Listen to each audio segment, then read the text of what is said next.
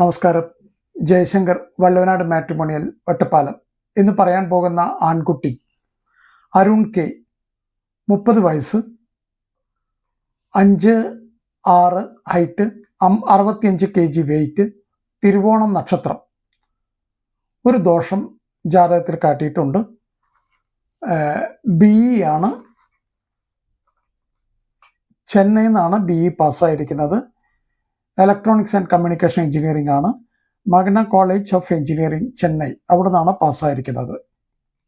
അദ്ദേഹം ഇപ്പോൾ വർക്ക് ചെയ്യുന്നത് വളരെ പ്രശസ്തമായ US ബേസ്ഡ് MNC ബാംഗ്ലൂരിലാണ് വർക്ക് ചെയ്യുന്നത്.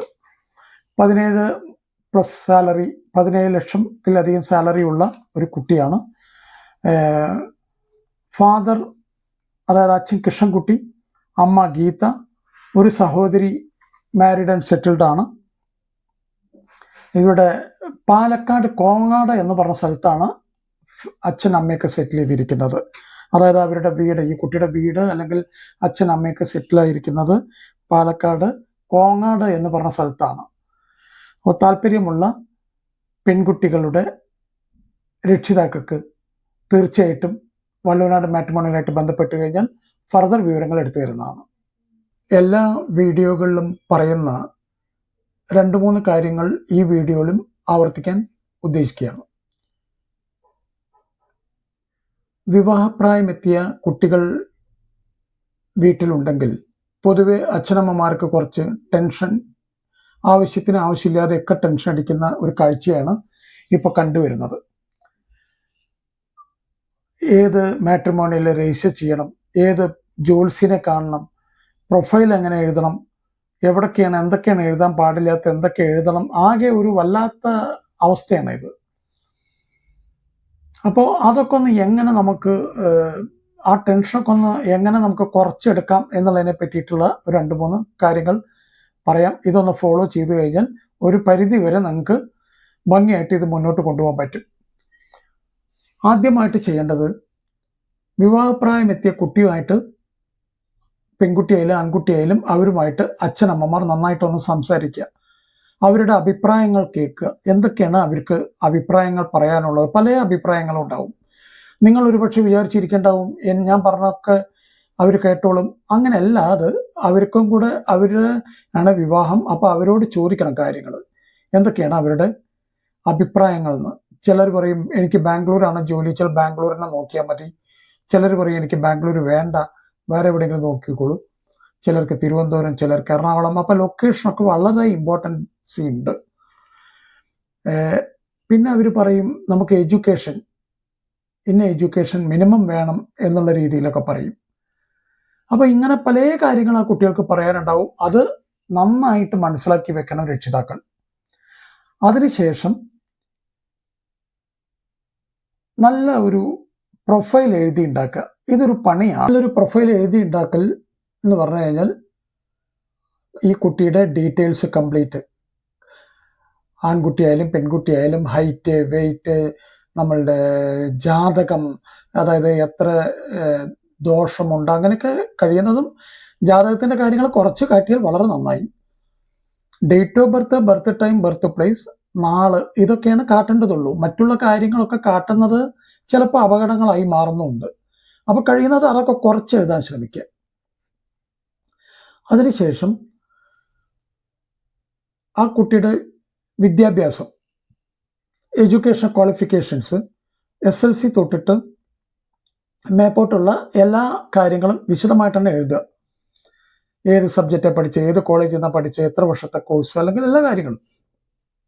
അപ്പോൾ അതെല്ലാം കൃത്യമായിട്ട് എഴുതുക. അതിനുശേഷം ജോലി സ്ഥലം, ജോലി, അവിടുത്തെ ഡെസിഗ്നേഷൻ എന്താണെന്ന് വെച്ചാൽ അത്, എത്ര സാലറി കിട്ടുന്നുണ്ട്, ഈ വക കാര്യങ്ങളെല്ലാം വിശദമായിട്ട് തന്നെ എഴുതുക.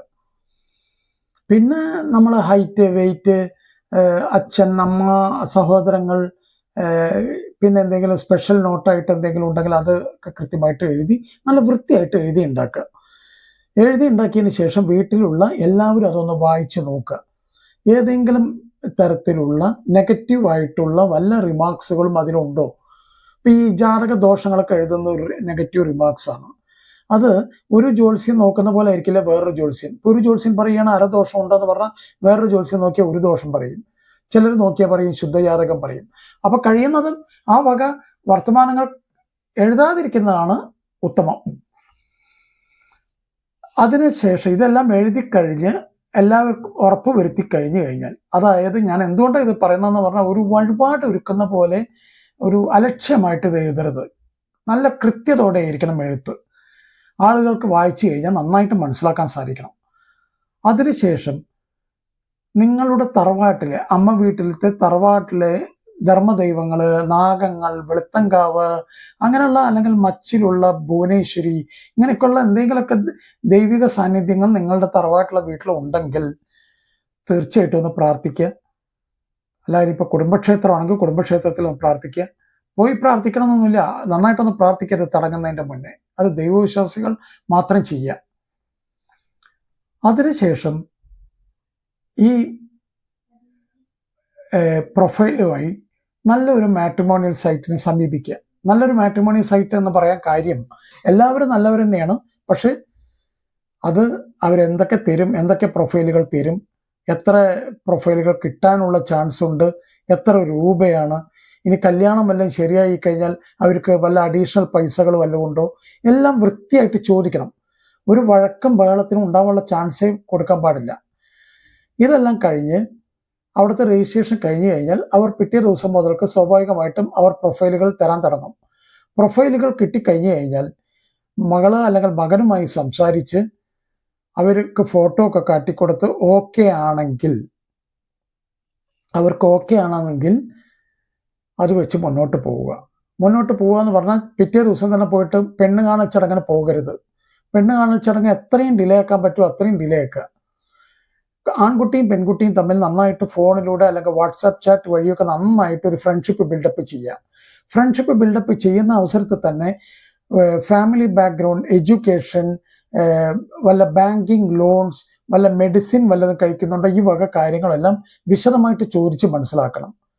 നാളേക്ക് അറിഞ്ഞില്ല, കേട്ടില്ല, കണ്ടില്ല എന്നൊന്നും പറയാൻ പാടില്ല. പലരും വിവാഹം കഴിഞ്ഞതിന് ശേഷമാണ് ഈ വക കാര്യങ്ങളൊക്കെ ചോദിക്കാറ്. അപ്പോഴേക്ക് സമയം വൈകിപ്പോയിട്ടുണ്ടാവും, അതുപോലെ വഴക്കാവും, പിന്നെ അത് വഴക്കായി ഡിവേഴ്സിലേക്കൊക്കെ പോകും. കഴിയാവുന്നത്ര ഡിവേഴ്സ് നടത്താതെ കാര്യങ്ങൾ മുന്നോട്ട് കൊണ്ടുപോകാനായിട്ട് ശ്രമിക്കുക. അപ്പോൾ നേരത്തെ തന്നെ കുട്ടികൾ തമ്മിൽ നല്ലൊരു ഫ്രണ്ട്ഷിപ്പ് ബിൽഡപ്പ് ചെയ്യാൻ നന്നായിട്ട് സംസാരിക്കുക. ഇതെല്ലാം കഴിഞ്ഞു കഴിഞ്ഞാൽ കുട്ടികൾ തമ്മിൽ പുറത്ത് വെച്ച് കാണണം. ഇത് എൻ്റെ ഒരു വ്യക്തിപരമായ അഭിപ്രായമാണ്. പുറത്ത് വെച്ച് കണ്ടു കഴിഞ്ഞാൽ പല കാര്യങ്ങളും നേരത്തെ പറഞ്ഞ കാര്യങ്ങളുമായിട്ട് ഇപ്പം പറയുന്ന കാര്യങ്ങളുമായിട്ട് വ്യത്യാസമുണ്ടോ നോക്കുക. കാരണം പലരുടെയും ബോഡി ലാംഗ്വേജ് കാണുമ്പോൾ തന്നെ മനസ്സിലാക്കാൻ പറ്റും നുണയാണോ സത്യമാണോ പറയുന്നത് എന്നുള്ളത്. അപ്പോൾ നന്നായിട്ട് അതൊക്കെ ഒന്ന് മനസ്സിലാക്കുക, നന്നായി സംസാരിക്കുക. നിങ്ങൾ നല്ല ഒരു ഫ്രണ്ട്ഷിപ്പ് ബിൽഡപ്പ് ചെയ്ത് ഒരു കംഫർട്ട് സോണിൽ എത്തുവാണെങ്കിൽ മാത്രമേ പെണ്ണ് കാണാൻ പോകാവൂ. പെണ്ണ് കാണാന്നൊക്കെ പറയുമ്പോൾ 99% ഓക്കെ ആയതിനു ശേഷം മാത്രമേ പോകാവൂ. അല്ലാണ്ട് ചായ കുടിക്കാനും കാപ്പി കുടിക്കാനും ലഡു കഴിക്കാനായിട്ടൊന്നും പോകരുത്. അതെല്ലാം ഒരു ബോറൻ പരിപാടികളാണ്. അപ്പോൾ ഇതൊക്കെ ഒന്ന് ശ്രദ്ധിച്ചു കഴിഞ്ഞാൽ, അല്ലെങ്കിൽ ഇതൊക്കെ ശ്രദ്ധിച്ച് മുന്നോട്ട് പോയി കഴിഞ്ഞാൽ, റിട്ടയർഡായി ഇരിക്കുന്ന അച്ഛനമ്മമാർക്ക് പുതിയ, അതായത് ദാമ്പത്യ ജീവിതം, കുട്ടികളുടെ ദാമ്പത്യ ജീവിതം എല്ലാം വളരെ ഭംഗിയായിട്ട് പോകുന്ന കാഴ്ചയാണ് കാണുന്നത്. അപ്പോൾ അതെല്ലാവരും ഫോളോ ചെയ്യാൻ ശ്രമിക്കുക. എല്ലാ കുട്ടികൾക്കും മംഗളാശംസകൾ നേർന്നുകൊണ്ട് നന്ദി, നമസ്കാരം. ജയശങ്കർ, വള്ളുവനാട് മാട്രിമോണിയൽ ഒറ്റപ്പാലം.